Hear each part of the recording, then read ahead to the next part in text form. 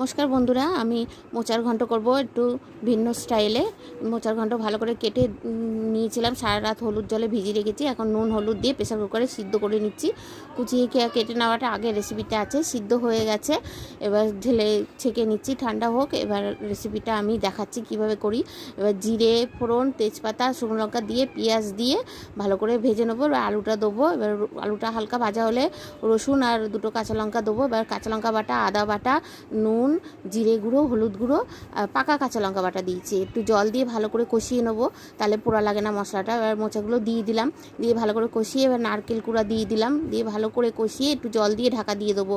আমার ভিন্ন স্টাইলের মোচার ঘন্টটা যদি ভালো লেগে থাকে বন্ধুরা, একটু লাইক শেয়ার কমেন্ট করবে। ঘি গরম মশলা দিলাম, একটু আখি গুড় দিয়ে দিলাম। আমি রান্নায় চিনি না, আখি গুড় দিই, আখি গুড় খাওয়া ভালো। বন্ধুরা দেখুন, এই মোচার ঘন্টটা হয়ে গেছে, দারুণ স্বাদ লাগে। গরম ভাতে করে খেয়ে দেখবেন, দারুণ লাগে বন্ধুরা। নমস্কার।